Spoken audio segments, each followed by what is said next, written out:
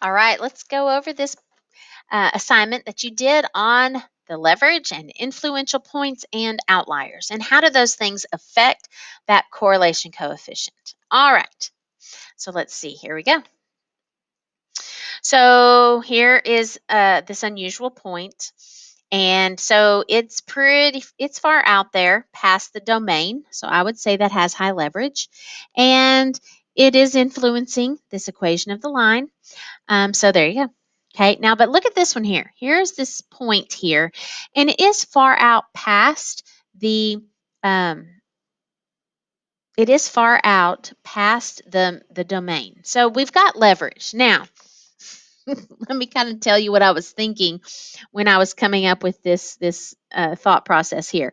Um, because it has high leverage, then it has that potential to be influential.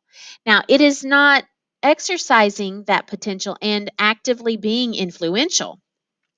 But if this data point was anywhere higher or lower, it would very easily be influential. That's the idea that I was going for when I put this no, but it has the potential to be influential. I would put no if it was something with low leverage. Okay. All right, which is like what we have here. Okay, on number 3. It is not high leverage, so it is not influential.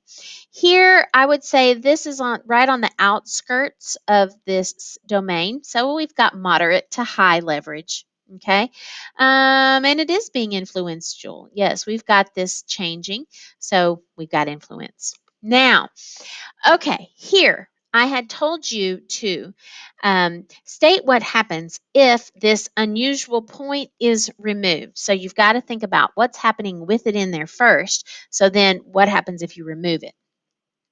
All right, it is not high leverage. It is being slightly influential. Now, I don't know. There was just so many points down here. And it might pull it up a little bit more. Um, this is speculation, really, without knowing these numbers. This is difficult. So we're just doing the best we can. I do know if it pulled it up, it's since this is to the right of the mean point, it would pull up on. It would pull this side over here up. So I do know that. Okay.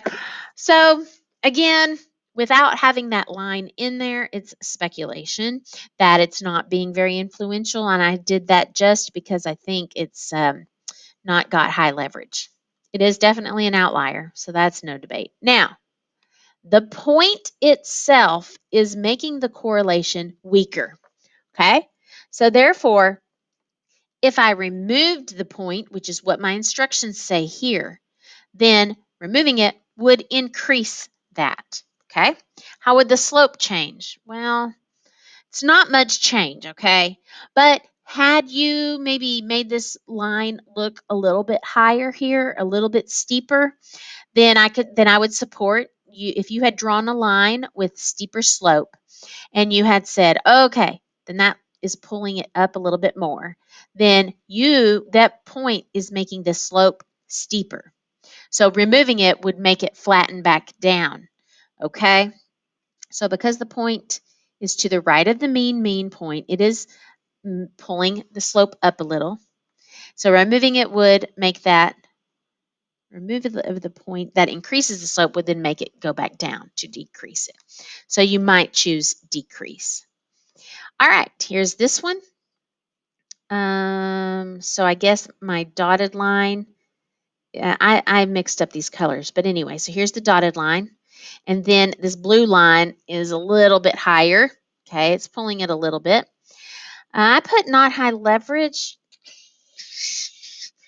We've got so many data points down here on this end here. I'm not so sure that this isn't probably pulling it up a little bit more than I show here. So I'm going to, it might be moderate, slight to moderate type leverage. Okay, this blue line should have been pulled up a little bit more. All right, so the way I have my data, I said it's not being very influential. If you had pulled it up a little bit more, then you could say yes. So I think some of the answers on this might depend on how you drew your line. And some of these, it's actually hard to calibrate, exactly what that would look like. We can approximate what we think, but without putting all those in, it's hard to know exactly. It's definitely an outlier. Okay, so this point in itself, here I do know, this point is weakening the correlation. So removing it will strengthen the correlation. All right. And it's the slope, I show the slope staying about the same. Now, if you had thought that this is pulling the line up to be a little bit steeper, then removing that line would decrease that slope back down. Okay? So then you could put that decrease if you had shown that line moving up. All right. So here, this blue line is without the point. See this right here? Because it is to the left of the mean point, then it may be pulling this back end a little bit up because it's on the left side. But again, it should not be very much change. Okay? So, yes, so this again, this is making it a weak correlation. So removing it would make the correlation stronger. Okay?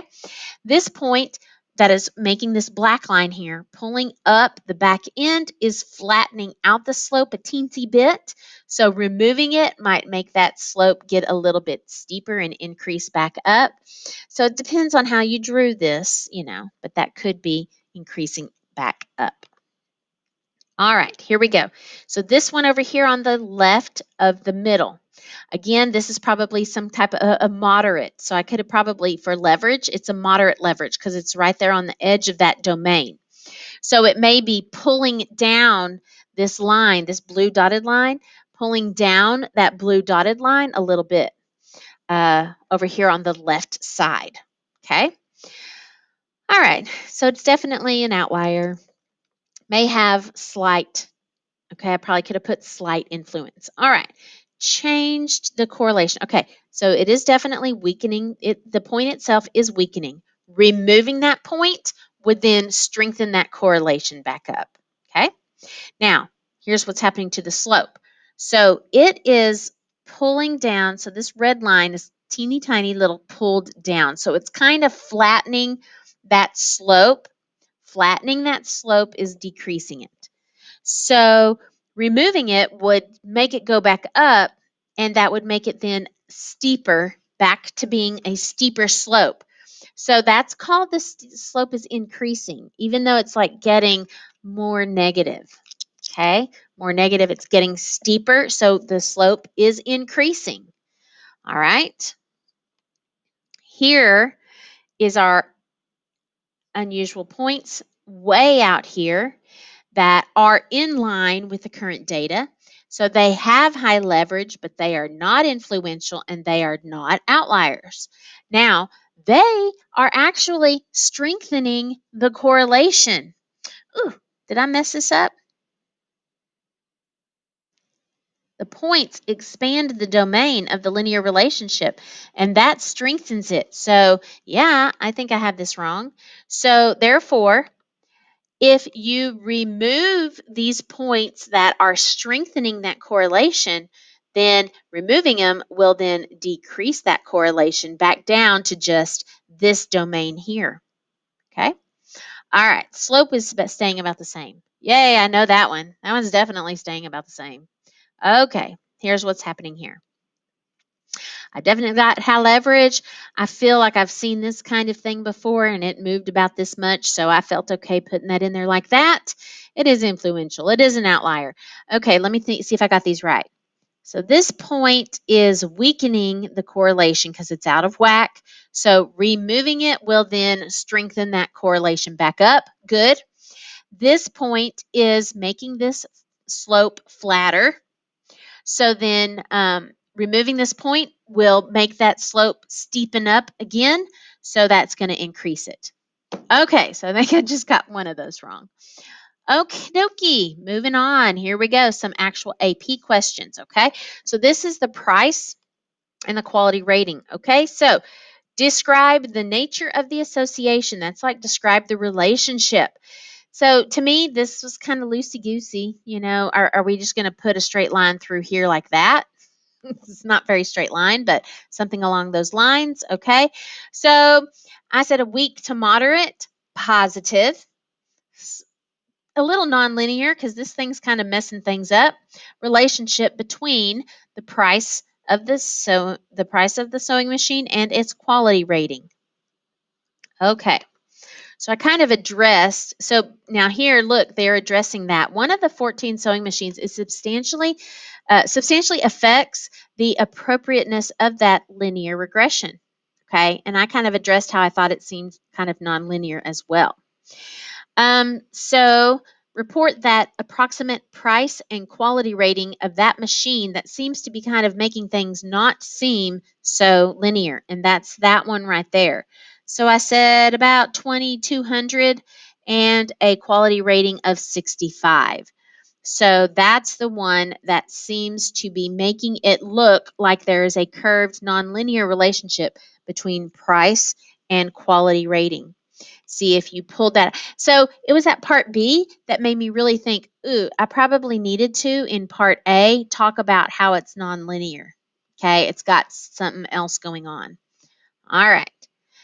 So Chris is interested in buying one of those 14 machines. He will consider buying only the machine for which there is no other machine. Okay, we need the highest quality with the lowest price. So circle the points that have the highest quality and the lowest price. So here is this highest quality right here. And so highest quality rating, okay, and nothing is lower priced than that, okay. Why did I pick, okay. So now here, see, this is a higher price.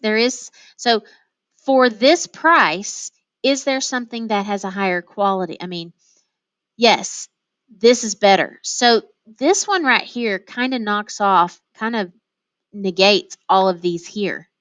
So if I'm going along in the X direction, up to this point, this one is the highest quality. So these are not as good, okay, because they cost more with worse quality rating. Okay. Now, but up to this point here, see, look at that one. For this cheap of a machine, it has this high quality rating here. These right here, these here, they're a little bit more expensive and do not have as high of a quality rating as this one. These are a little bit more expensive, and then these, that one's the better choice. Okay.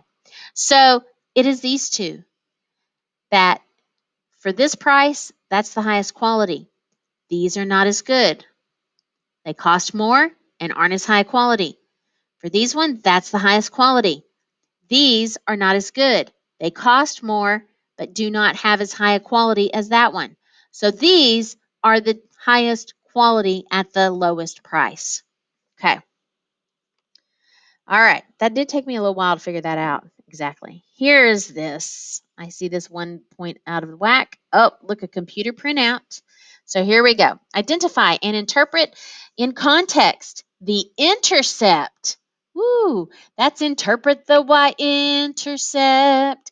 It happens when the x is 0. So when there is no customers in line, the predicted y is this. So the predicted time to finish is 72.95 seconds.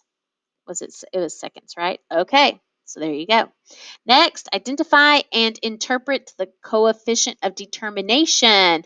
Coefficient of determination, the percent of variation that is found in the y. So the percent of variation in the time to finish checking out, and that's the y. It can be explained by the changes in the x, the fluctuation in the number of people that are in line. Okay. Looky here.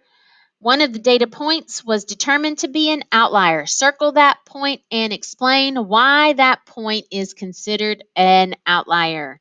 So here is this one. Okay, of course. And so then it is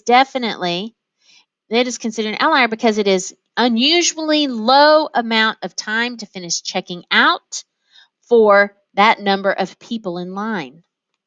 Okay, do you see how I referenced both things there? I said low amount of time for 3 people in line because it's predicted to be way up here this many seconds. So it was very low amount of time for. So you had to talk about how it was very low. It was way at what actually happened was way different from what was predicted to happen. That's how you got credit for this one. So the time to check out was far off from what it was predicted to be for that many customers in line. So again, that was kind of like that interpretation of that residual. How the actual was off from the predicted for that X value. How the actual is off for the predicted for that X value. Okay, I think that was it for all of that. Okay, hope that worked out for you.